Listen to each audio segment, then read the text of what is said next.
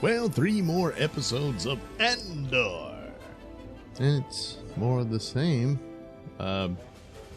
Although I should say, not exactly, because at least the first 3 started off with somewhat adventure, action, adventure and stuff, and then got bogged down in a stupid narrative that went on too long. There wasn't much of that this time around. These all had a cohesive point to them. It just wasn't a whole lot. The combined 3 episodes could have been 1. Easily could have been 1 episode. This is an awful lot of padding. And again, just coming out of Daredevil, I'm seeing the same thing here. I think Andor's better than Daredevil in a lot of ways. But it's, the best parts about it, Andor looks better than Daredevil. The sets and the scenery and whatnot is top notch. The cast is excellent.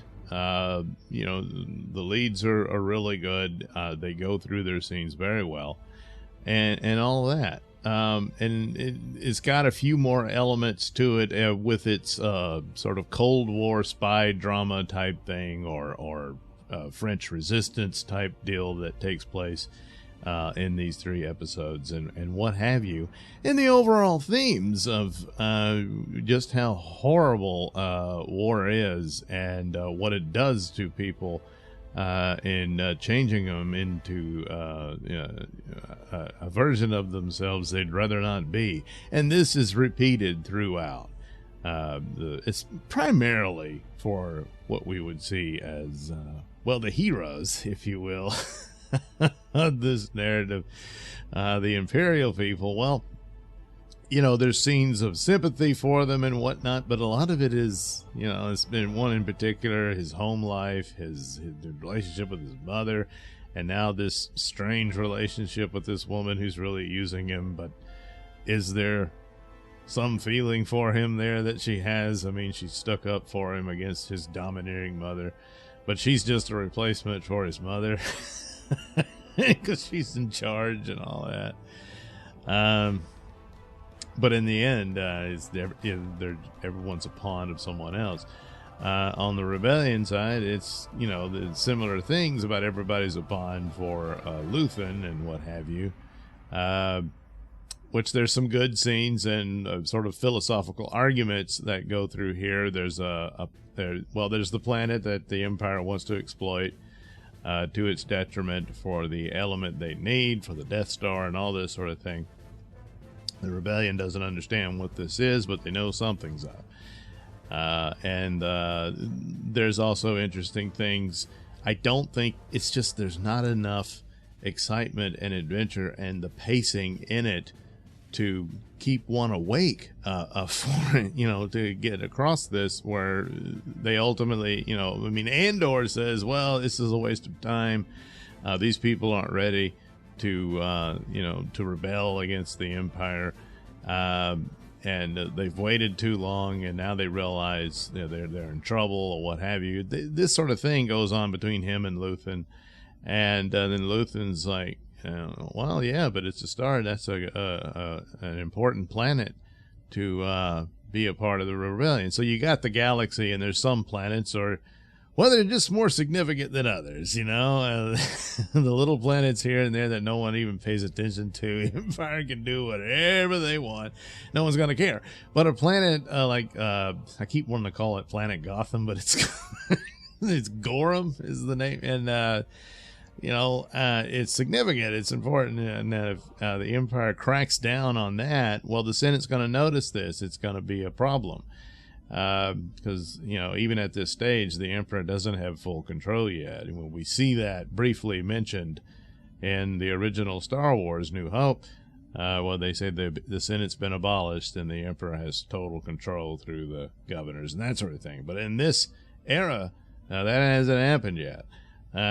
So, they're being rather delicate about it and slowly putting themselves in. Meanwhile, the planet, these resistance fighters are wanting to act upon this and prevent it from happening, and so on and so forth. Plus, there'd already been a massacre there before due to, Tarkin had apparently done this. And so there's some bad blood there, and they're trying to ease into it. But anyway, it's a long, complicated thing which they drag on. But there's this scene where Andor goes, he assesses it and decides this isn't going to go anywhere. It's just going to get him killed. Luthen makes the point, even if it does, it's worth something to us because, if the planet burns away, it'll burn brightest, because it'll get the attention and stuff. And of course, Andor is like, oh, that's disgusting, but who this guy is. He's ruthless in the approach. He's not happy about it. He had that great scene in the first season where he says he sacrificed everything for this cause, even his own soul at this point. But his logic is not in question here as to what the ultimate goal is and what they're up against.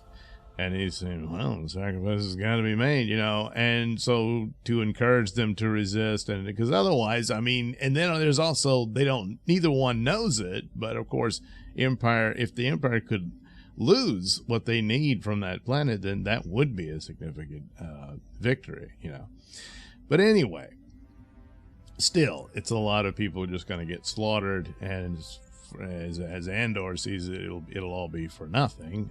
Luthen makes there's even a psychological victory here and that sort of thing. The rest of the show is just dominated by the female characters. It's not like the narratives are not all that credible. For the most part, they have their aspects to them, but other than really Andor, and he's barely in it. It's his name on the show.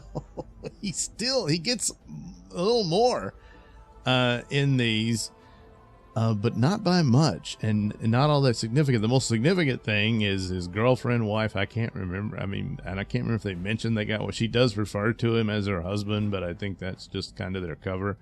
But they're in love and everything. Bix, and after what she went through, she's very troubled. And there's that struggle, and her story, that is credible, what she's been through. And Andor is a bit irritated that he has to go away yet again on another mission while she's like this.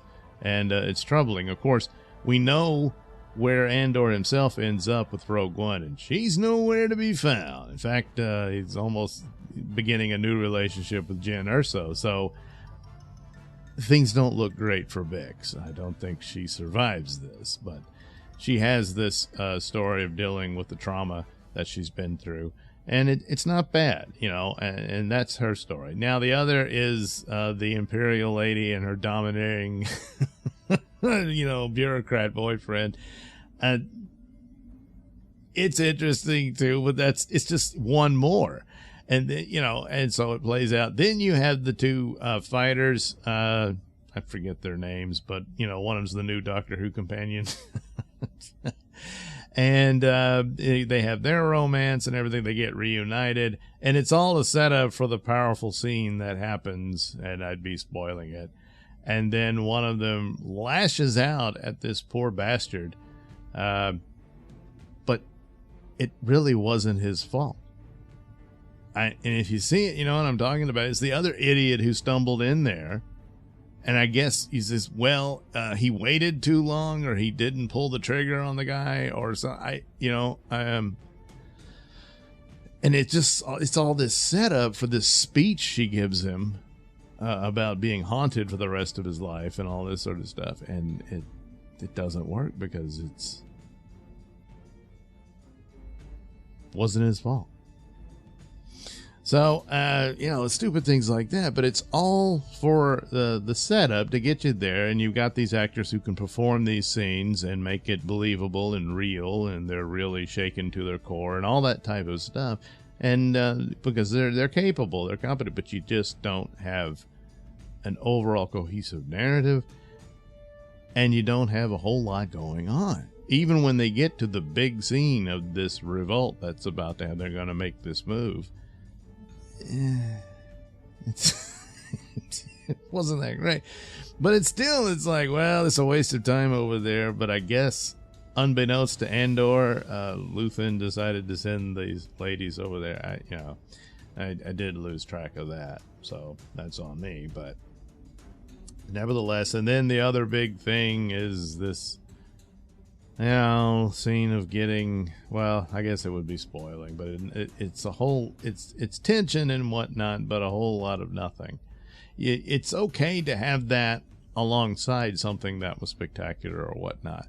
I understand that this is a very different take on Star Wars, but it's way too much far afield with that. The improvements are there's more aliens walking around and stuff, so that's pretty good. As far as the padding goes, there's a little bit better than what Daredevil did, although Daredevil's bank heist story, which really went nowhere, but just for that isolated episode, it went better than what this, Rebel plan was, So I can give Daredevil that. But this is 6 episodes, I don't know how many they have. I guess 10, so that would mean only 4 to wrap this up. And I mean, wrap it up completely. I mean, the only other thing would be, okay, now tune into Rogue One to see what becomes of Andor, which I already know.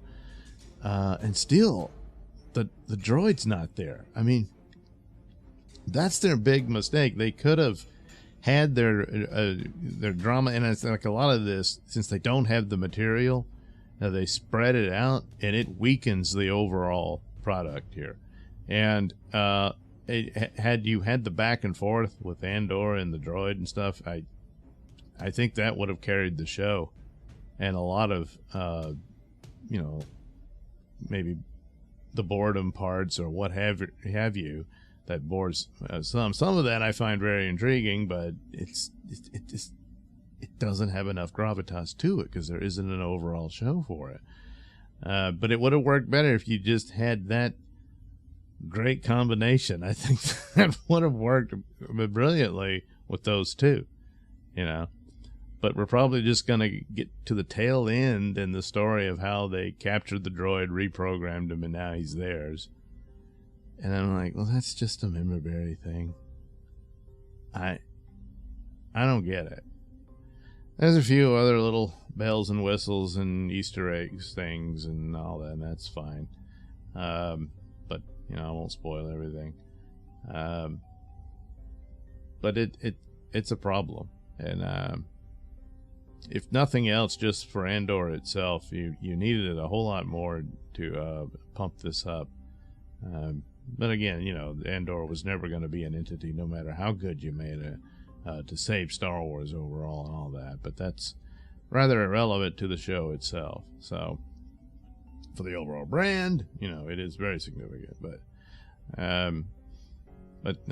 it's unfortunate because there's a lot about it that I have liked and I do like, but right now the flaws are starting to outweigh the good. I don't know how, unless they're saying they want to do a 3rd season, but this is an expensive looking show. I just don't think they can do that. And then suddenly they dump 3 more episodes on there. I mean, that's probably not a good sign,